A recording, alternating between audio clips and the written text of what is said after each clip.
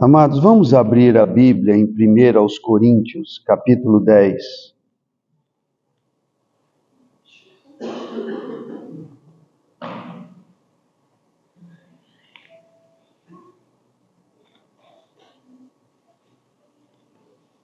Antes de lermos os versículos, eu quero dar o tema do que eu vou falar.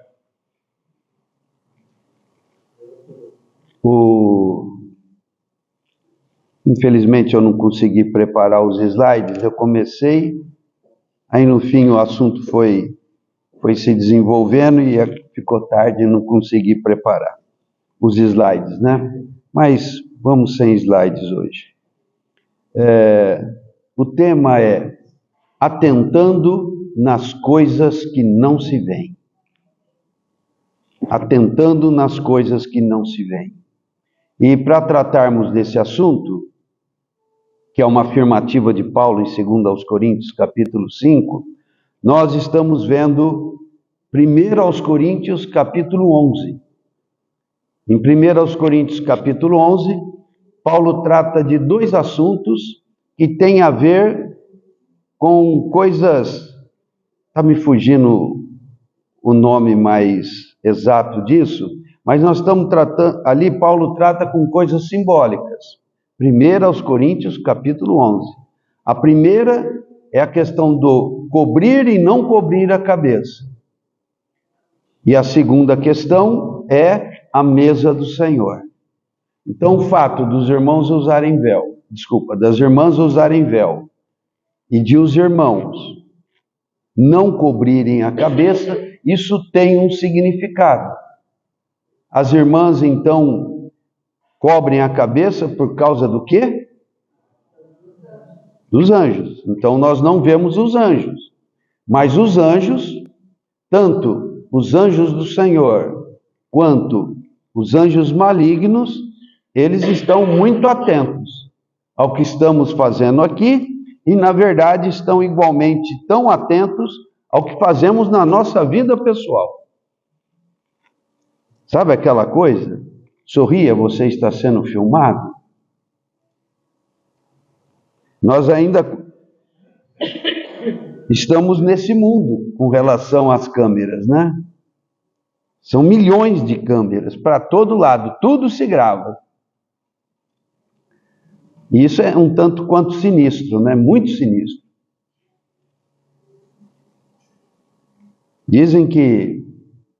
Dizem não, é assim, que na China existem em torno de 500 milhões de câmeras espalhadas.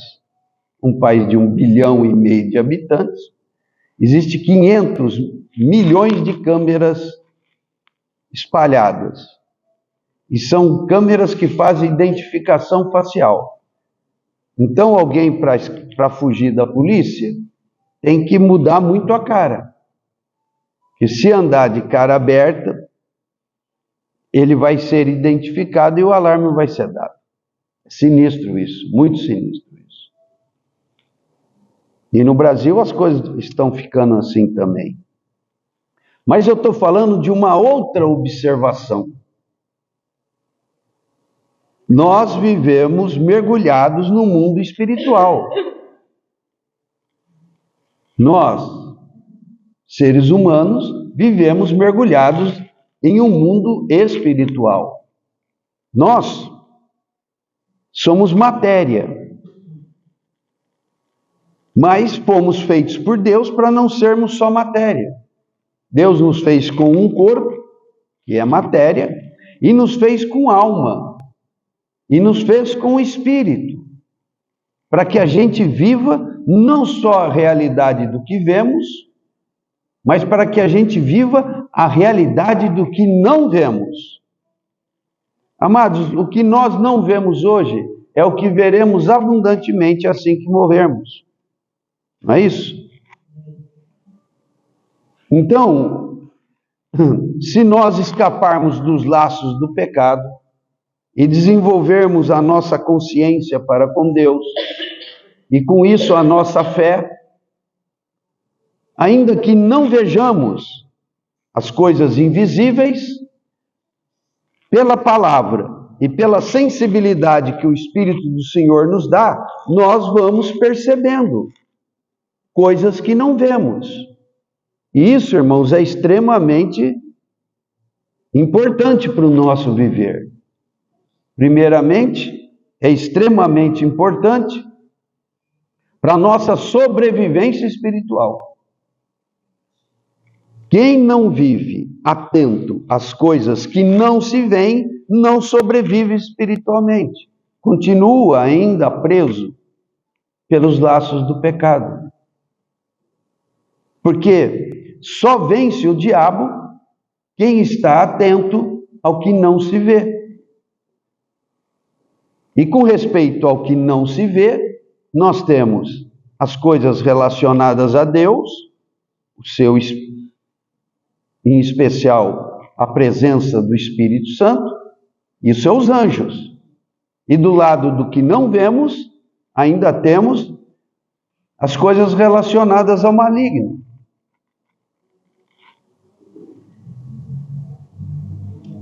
Então, precisamos desenvolver uma sensibilidade para com aquilo que não vemos. Eu tenho que insistir com os irmãos nisso. Se você quer sobreviver espiritualmente, se você quer ser forte em Deus, para gozar dos benefícios que a graça do Senhor nos traz, e se você quer ser forte em Deus para resistir o diabo, você tem que desenvolver uma percepção espiritual. E isso passa necessariamente pela entrega, como nós acabamos de cantar, e pela santificação. Não é? Temos que nos tornar fortes nisso. Então, aqui em 1 Coríntios, capítulo 11, Paulo está tratando de coisas simbólicas que falam com essas coisas que não vemos. Então, as irmãs, quando põem o véu, e os irmãos, quando não cobrem a cabeça, estão falando com os anjos, estão acenando para os anjos, estão dando aos anjos um sinal a respeito de autoridade, a respeito de que o Pai encabeça Cristo, Cristo encabeça o homem e o homem encabeça a mulher. Não é? Então nós estamos sendo observados pelos anjos. Muito, mas muito mais do que pelas câmeras. As câmeras, se elas surgirem em número absurdo, como é lá na China, de milhões e milhões, nunca se compararão aos bilhões de anjos que estão nos olhando.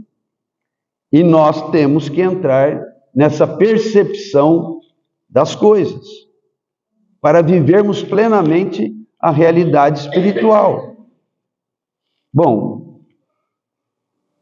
um primeiro assunto, em 1 Coríntios 11, é o não cobrir e o cobrir a cabeça. Já falamos sobre isso. Então, recomendo bastante que as irmãs que queiram dar mensagem aos anjos, cubram a cabeça. Segunda coisa de 1 Coríntios 11, é a questão da mesa do Senhor. A mesa do Senhor, irmãos, ela é tratada no livro de 1 Coríntios, principalmente aqui no capítulo 11, mas também no capítulo 10, que nós vamos ver com calma daqui a pouco.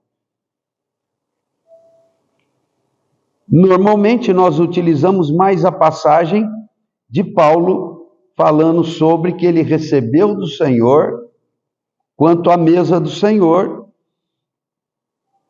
E ele diz que a mesa do Senhor é um momento em especial para examinarmos a nós mesmos. Examinarmos a nós mesmos olhando para a santidade de Cristo na mesa. O que nós vemos na mesa? Pão e vinho. O pão significa? O vinho significa?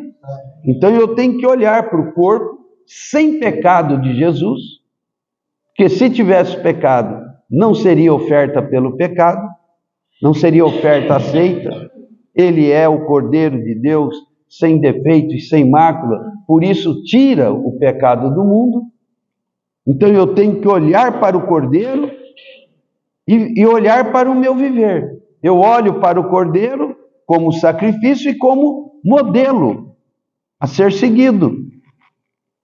Então, quando eu olho para o Cordeiro como modelo a ser seguido, eu logo devo comparar o meu viver ao viver do Cordeiro. Daí o examinar-se. Então, eu me examino como? Olhando para a santidade do Cordeiro. E quando eu olho para o sangue, eu vejo o preço pago. Paulo, em 2 aos Coríntios, capítulo 5, ele diz: para que não vivamos mais para nós mesmos, mas vivamos para aquele que por nós morreu e ressuscitou. Então, quando eu olho para a mesa, tem essa mensagem. É uma forma representativa, simbólica, de dizer: não vivam mais para si mesmos, vivam para aquele que por vós morreu e ressuscitou. Então, a mesa do Senhor é um momento de profunda reflexão, mas profunda, sim, profundíssima reflexão, de se colocar diante do Senhor e se deixar ser iluminado pelo Senhor. Diante da mesa, nós temos que sempre orar o que diz o Salmo 139. Senhor, vê se há em mim caminho mau, guia-me pelo caminho eterno. Sonda, Senhor, o meu coração. Então, quando eu me coloco assim diante do Senhor, o sondar gracioso, até carinhoso, mas sincero e reto do Senhor, vai penetrar meu coração. E o que Ele quiser falar, para apontar alguma falha a ser corrigida, Ele vai falar. Mas Ele precisa ter do nosso lado um querer ser examinado. Um querer não ser alguém que pega o lixo e, de vez de jogar no lixo, levanta o tapete, né? Joga para debaixo do tapete. Não é? Então, a mesa do Senhor, irmãos, é uma coisa maravilhosa. É um momento de deletarmos o mal, sabe? Dar uma deletada, dar uma limpada e ficarmos com o que é bom. A gente se coloca diante do Senhor, pede o iluminar do Senhor. Se o Senhor me apontar alguma coisa, eu confesso, me arrependo, e aquilo é varrido para o lixo eterno e não fica debaixo do tapete. Isso renova o meu ser. Isso faz a paz voltar. Isso faz a comunhão com Deus voltar. Então, considerando com os irmãos rapidamente o que eu já falei anteriormente, a bênção que o Senhor disse a Moisés para que Arão orasse sobre a nação. Que o Senhor, isso é uma coisa, é que nem o Pai Nosso, irmãos, é uma coisa para decorar. Que o Senhor te abençoe e te guarde. O Senhor estava falando isso para a nação, para pôr bênção sobre a nação. Que o Senhor, abram lá, número 6.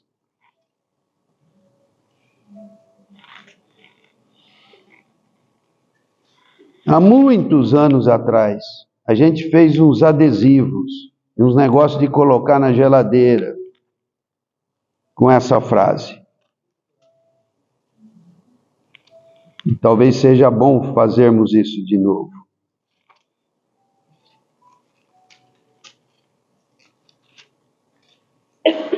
Os últimos versículos do capítulo 6. Diz assim, verso 22. Disse o Senhor a Moisés, fala a Arão. Acharam? Número 6, 22. Disse o Senhor a Moisés, fala a Arão e seus filhos, dizendo, Arão, sumo sacerdote, né? Assim abençoareis os filhos de Israel, e dir-lhes eis. Essa é a oração. O Senhor te abençoe e guarde. Hoje eu não vou detalhar as coisas, mas o que nós precisamos, irmãos, é bênção e proteção. Bênção significa Deus intervir para fazer ir bem o que temos que fazer. Bênção é a mão do Senhor para fazer prosperar o que temos que fazer. Seja uma coisa no meu trabalho, seja uma coisa na minha casa. Se eu tenho que fazer alguma coisa, como é que isso vai sair bem? Vai sair bem se o Senhor abençoar. E guarde. Guarde é com relação a perigos. Perigos relacionados principalmente às ações do mal. E na oração do Pai Nosso, o Senhor disse, não nos deixe cair em tentação. E livra-nos do maligno.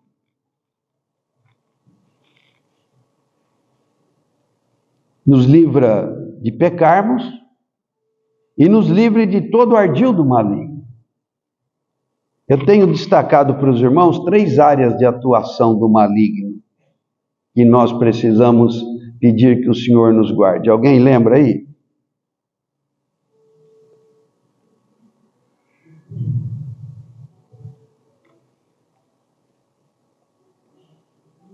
Sim.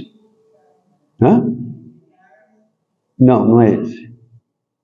Não é esse. Isso aí também precisa. Não, mas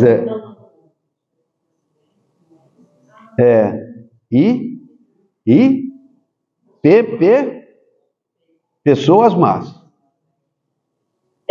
Os nossos maiores problemas vêm disso. Pessoas más.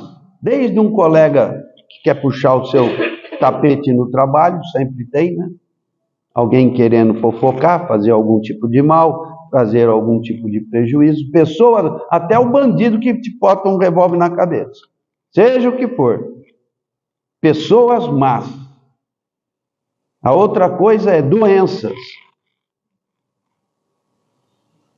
Senhor, livra-me de doenças.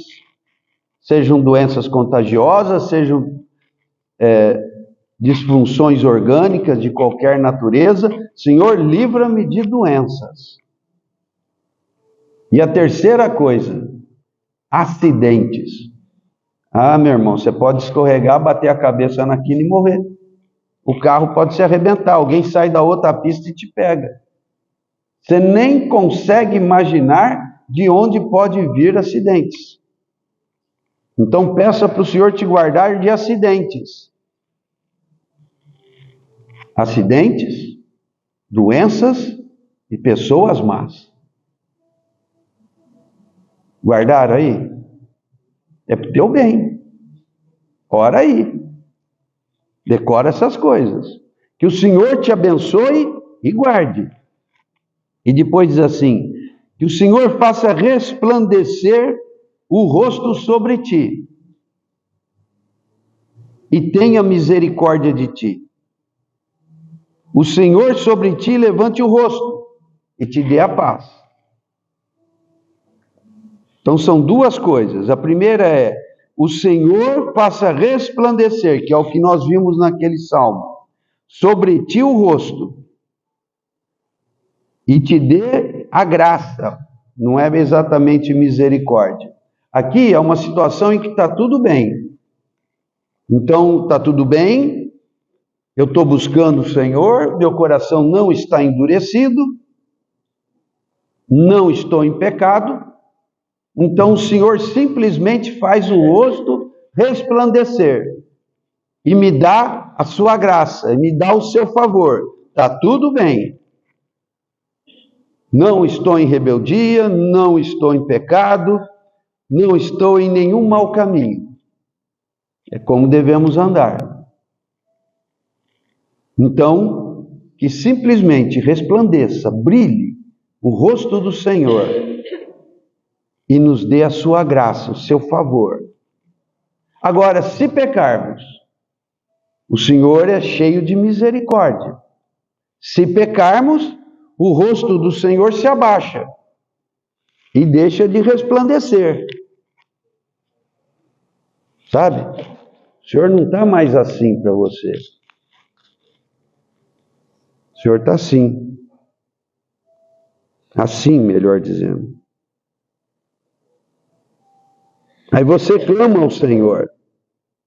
Confessa o seu pecado. O Senhor levanta o rosto e volta a resplandecer.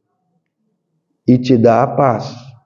Por quê? Porque a paz foi perdida por conta do pecado e da dureza de coração. Então, a mesa do Senhor, irmãos, é um momento solene para essas coisas serem realidades para nós. Se está tudo bem, Senhor, obrigado por Cristo crucificado. Faça resplandecer o seu rosto sobre mim. E continue me dando a tua graça, o teu favor, o teu benefício. Se tem pecado, o rosto do Senhor está abaixado e você está sem paz. Então, confessa o seu pecado, porque o Senhor, Ele é rico em perdoar. Se confessarmos nossos pecados, Ele é fiel e justo para nos perdoar os pecados e nos purificar de toda injustiça. Se o Senhor nos purifica de toda injustiça, o rosto do Senhor volta a se levantar, volta a resplandecer e a paz volta ao coração. Não é? Então, isso com respeito à mesa do Senhor, ali em 1 Coríntios 11. Agora, vamos ver sobre a mesa do Senhor em 1 Coríntios 10.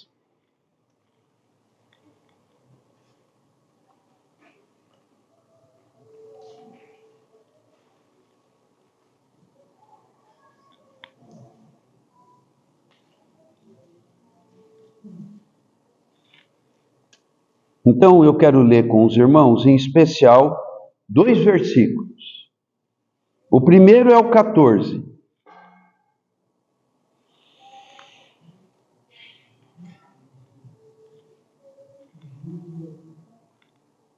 E o outro é o 21.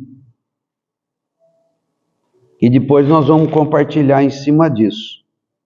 Então, vamos lá. Eu leio e os irmãos repetem, tá bom? O 14. Portanto, meus amados, fugi da idolatria.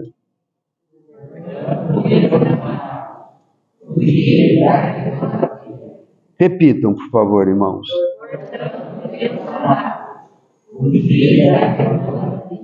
Agora, o 21. Não podeis beber o cálice do Senhor e o cálice dos demônios. Não podeis beber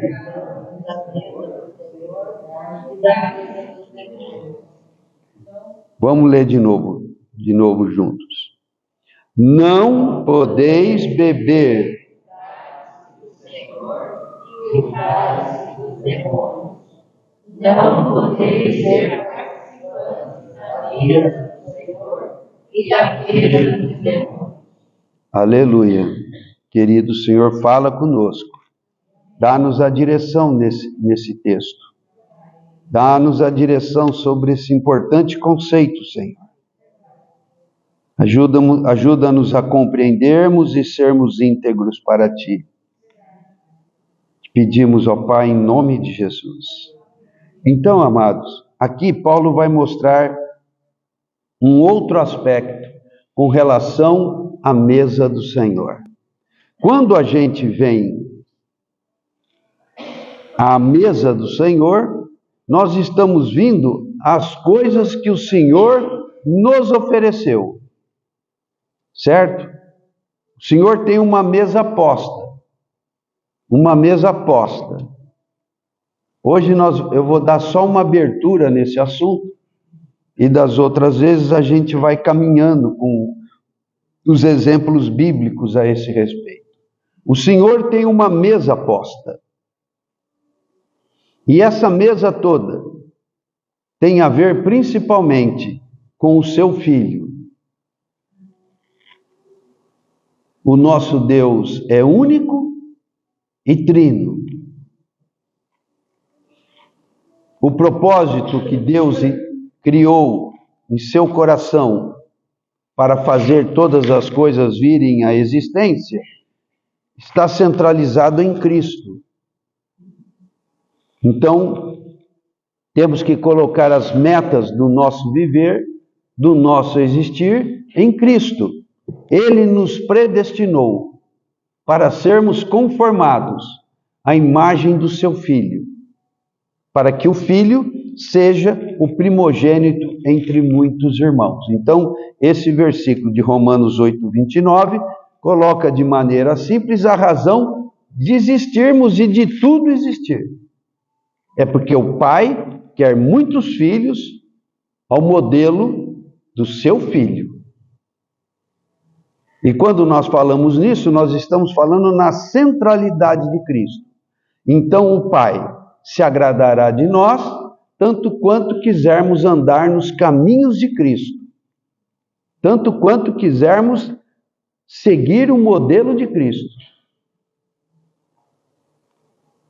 O que nós temos de Cristo? Então, primeiramente, a situação mais urgente era resolver o problema do pecado. Então, em Cristo nós temos o sacrifício que nos remiu dos nossos pecados. Então, Ele é para nós o Cordeiro de Deus. Jesus também é o quê? Mestre.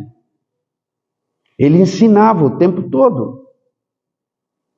E os ensinamentos do Senhor Jesus são ensinamentos a serem conhecidos, estudados, bem aprendidos e, melhor ainda, praticados. Então, o que é eu andar na centralidade de Cristo? É eu andar nos ensinamentos de Cristo. Não são só sugestões, irmãos. É um modelo a ser seguido. Eu não posso olhar para Cristo, tão santo e perfeito, e ficar conformado com o meu ser não santificado e cheio de imperfeições. Eu não posso estar satisfeito com isso. Mas essa é a nossa situação. De não sermos perfeitos. Mas eu não posso estar conformado com a minha imperfeição. Não posso. Senão Cristo não é o centro do meu viver. Se o mestre não me perturba. Se o mestre não me reprova. Porque mestre reprova, né? Mestre ensina e marca o dia da prova, né? O problema é que a gente nunca sabe o dia da prova, né? Com o Senhor.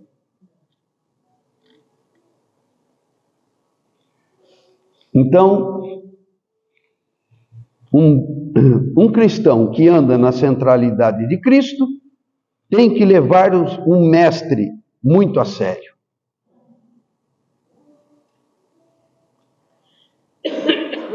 O Senhor Jesus também é Senhor. Em João 13 ele diz: vós me chamais de Senhor e Mestre, e fazeis bem, porque eu sou. Ele é tanto Senhor como Mestre. Como Mestre, ele é mais do que um ministrador da verdade, ele é a própria verdade, um mistério. Então não é qualquer mestre. Ele é a verdade a ser aprendida. E como Senhor, Ele é o Senhor dos senhores, Ele é o Rei dos reis, Ele é o mandante do universo. Então não é um Senhor qualquer. E o Senhor tem mandamentos. Se me amais, guardareis meus mandamentos. E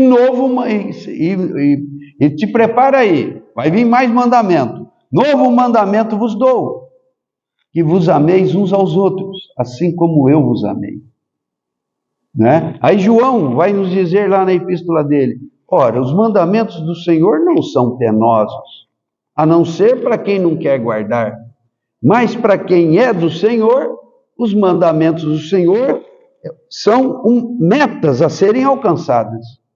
Tem coisas que eu me saio bem, mas tem coisas que eu não me saio bem, pelo contrário, me saio mal para burro. Então eu não posso estar conformado com isso. Então, quer sejam os ensinos do Senhor, quer sejam os mandamentos do Senhor, tudo isso tem que alcançar prioridade no meu viver. Então,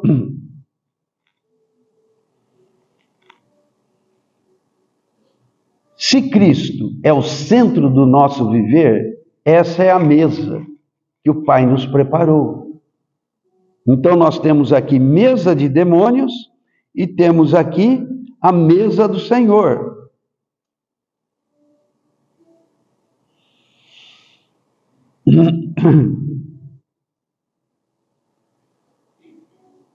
Temos o cálice do Senhor,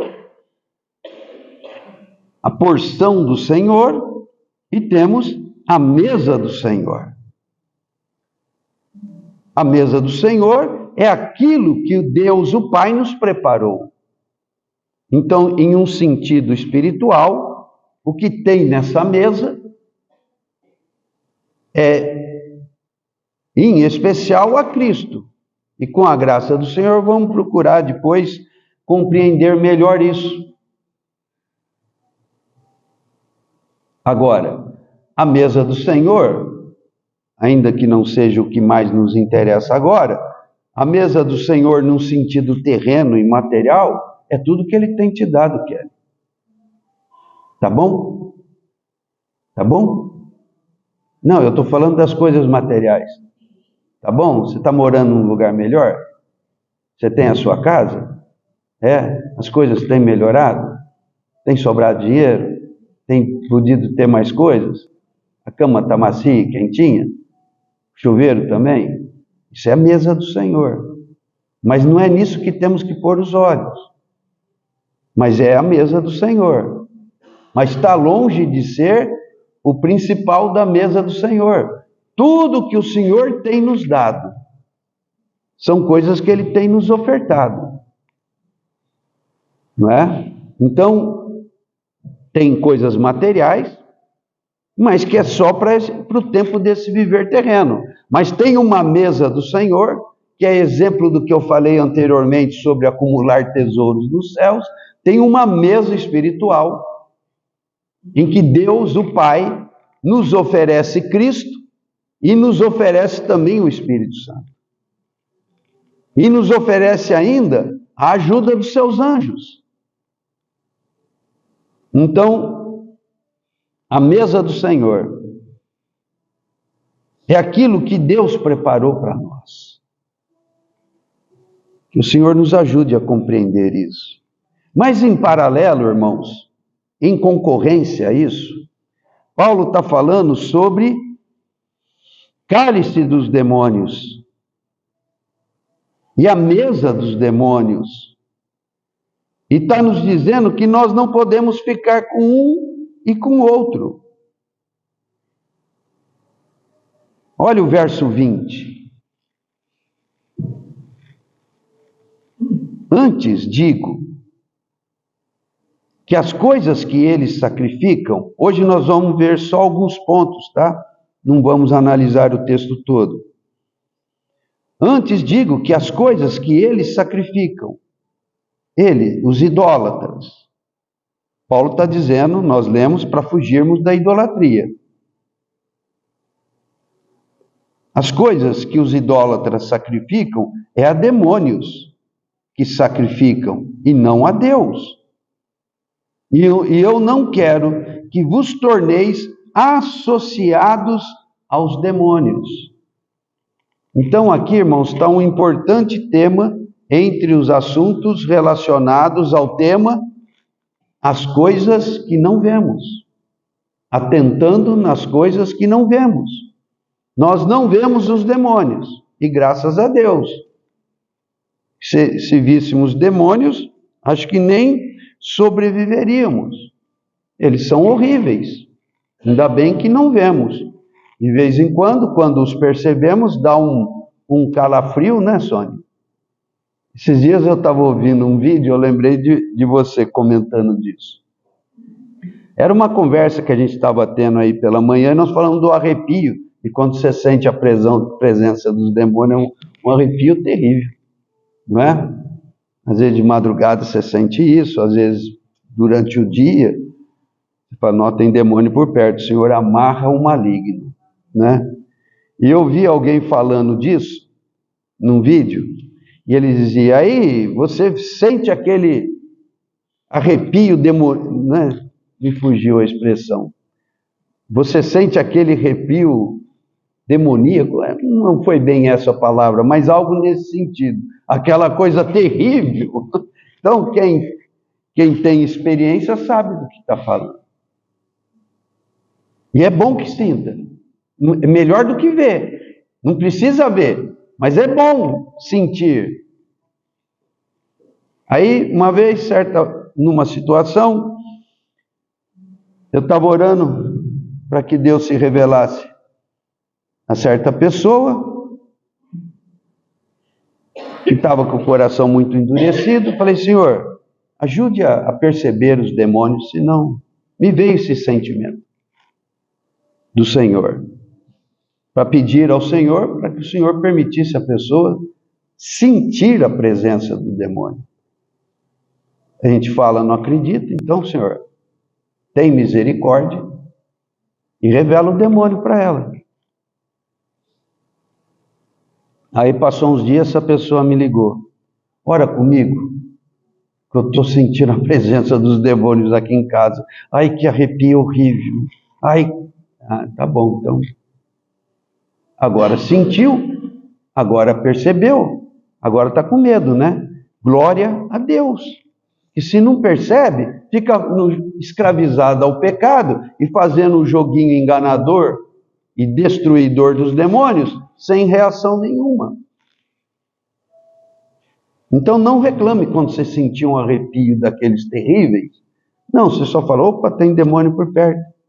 Pai, em nome de Jesus, amarra a presença demoníaca. Afasta de perto e evita todo mal. Aí depois, você fala, Senhor, o Senhor está querendo falar comigo? Senhor, o Senhor está permitindo para falar comigo? Talvez Deus diga, não, filho, é só para você exercitar mesmo. Ou então ele vai falar, você está com uma porta aberta ali. Fecha aquela porta, porque esse demônio está entrando e saindo por essa porta. Então, é maravilhoso esses calafrios. Não o tempo todo, de vez em quando, né, Sônia?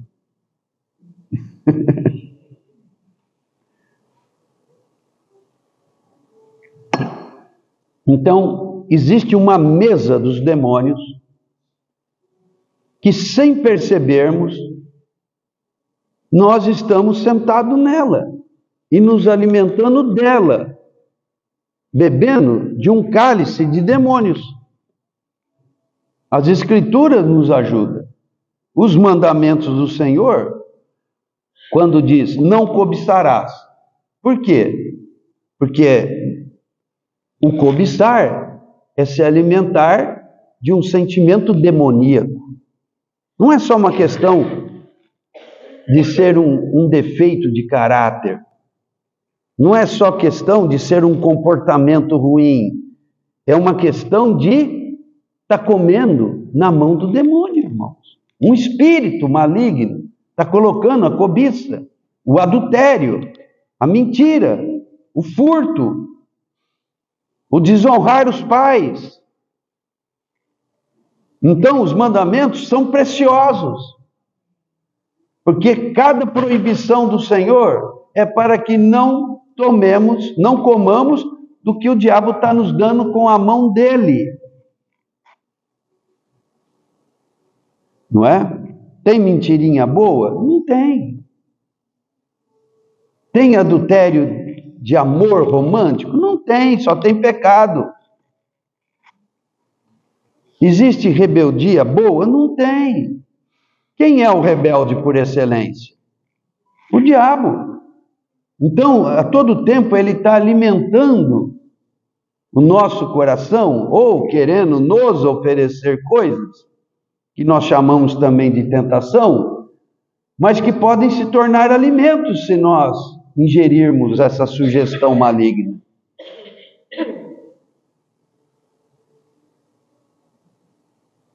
E quando nós vemos essa coisa da mesa do Senhor e da mesa dos demônios, esse assunto começa onde?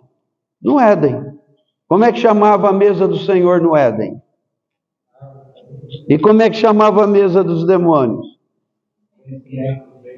Então, e a coisa ficou ruim por quê? Comeu da mão dos demônios, da mão da serpente. Né?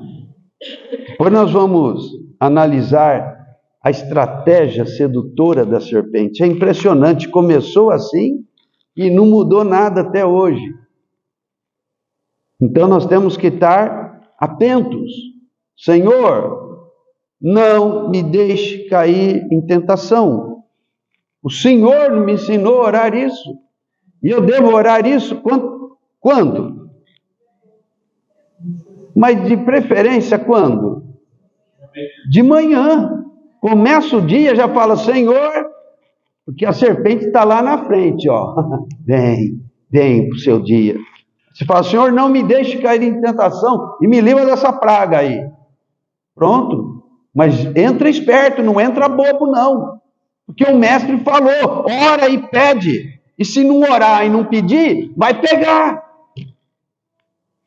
Ai, deu um azar nada, foi você que não orou. Aí eu só levo o azar. Não, é que não ora. Ora. E fala, Senhor, não me deixe cair em tentação.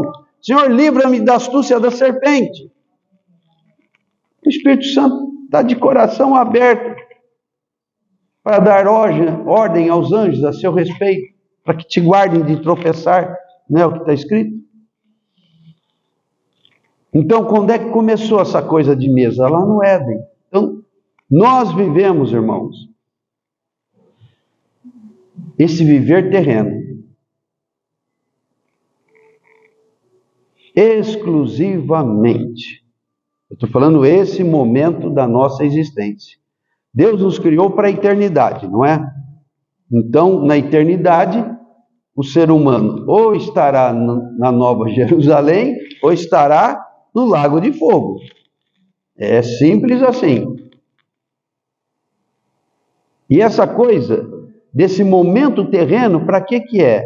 É para saber onde está o nosso coração. O que é que você quer? Então, esses dias do nosso viver terreno, que se for longe vai aos 70, 80, 90. Hoje está se falando muito em 100. Mas olha, 64 a 67 anos é uma idade boa de morrer. Esse ano eu faço 68, eu acho que eu estou começando a tirar o pé do atoleiro. Veja, vai no cemitério e veja quantas pessoas morreram entre 63 e 67 anos. Meus 2 irmãos mais velhos foram nessa. E eu quase fui um pouquinho antes. Mas se passar esses probleminhas aí, você vai para 70, 80, 90. E o que eu estou fazendo nesse mundo? Escolhendo a boa mesa. Escolhendo a mesa do Senhor e rejeitando a mesa dos demônios. Depois nós vemos a história de Israel. E aí tem muito o que falar. E Paulo mesmo, quando ele diz no verso 14, fugir da idolatria, é porque do verso 1 até o 13, ele falou das rebeldias de Israel, dos pecados de Israel, e com a graça do Senhor a gente vai fazer um estudo desses pecados, porque os pecados deles são os mesmos que a gente pode cometer hoje. Esse capítulo começa assim, que o Senhor caminhou com o povo no deserto, deu maná do céu, deu água da pedra, e tudo isso era o quê? A mesa do Senhor. Mas o povo quis comer da mesa dos demônios, se rebelou, fornicou, festejou o bezerro de ouro. Aí ele vai citar aqui, acho que umas 5 situações. E no fim ele vai dizer, fugir da idolatria. E a idolatria é uma síntese da mesa dos demônios. Então nós vivemos a vida toda, irmãos, para escapar da mesa dos demônios, não querer comer. O assunto ali no Éden era o quê? Comer de uma ou comer de outra. O assunto todo se resume em comer. O que é comer? Comer é ingerir, é escolher o que quer comer e ingerir. Nós temos que escolher o Senhor e ingerir o Senhor. Jesus vai dizer, eu sou o pão vivo que desceu do céu. João 6, eu sou o pão vivo que desceu do céu. A minha carne é verdadeira comida, o meu sangue é verdadeira bebida. Quem de mim se alimenta, por mim viverá. Não é maravilhoso esse discurso, irmão? Não é maravilhoso? Ele está dizendo, gente, eu sou a mesa preparada pelo Pai. E o que aconteceu naquele dia? Não estou gostando disso aí não, dura esse discurso. Olha, o melhor discurso, a minha carne é verdadeira comida, o meu sangue é verdadeira bebida. Se você se alimentar de mim, você naturalmente vai viver por meio de mim. Não, a turma não gostou. E muitos dos seus discípulos já não andavam com ele. Imagina, o Senhor falou uma palavra dessa sobre ele como mesa de Deus e o povo...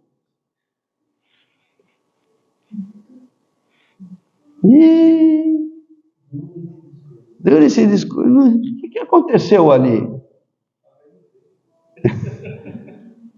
E diz que alguns que eram discípulos, ou seja, seguiam, falaram, não quero mais não. É duro, esse discurso está duro demais. Mas duro, qual que é a dureza do discurso? O que é? Está com um problema de entender, de discernir? O que aconteceu? E se não bastasse, deu uma esvaziada ali, ele ainda vira para os 12. Vocês também vão vazar? Vocês também querem ir? Olha, Jesus manda embora, hein, irmão. Não, Senhor, não temos para onde ir. Só tu tens as palavras de vida eterna. Vamos continuar aqui comendo. Tem umas coisas que descem meio... Algumas ordens, sabe, o Senhor dá? Algumas correções que o Senhor dá. Pedro falando. Mas não tem para onde ir, não, Senhor, nós vamos ficar. O Senhor falou, tá bom, fica. Vocês são 12, né? Mas tem um aqui que não presta. Se referindo a Judas. Então, irmãos, irmãs, nós vivemos para escolher de que mesa vamos comer. Amém? Então hoje eu só queria passar um sentimento geral. Vamos orar? Querido Pai, ajuda-nos a escolhermos bem. O Senhor tem permitido desde o início a tua mesa gloriosa e a mesa dos demônios, trevosa e destruidora. Senhor, abra os nossos olhos do entendimento. Dá-nos um coração de só querermos a Ti e nada mais. Ajuda-nos nas nossas fraquezas, querido Espírito Santo. Somos tentados todos os dias e ajuda-nos, Senhor, a sempre fazermos a boa escolha pela mesa do Senhor, colocando Cristo no centro do nosso viver. Ajuda-nos, nós te pedimos, ó Pai, em nome de Jesus. Amém.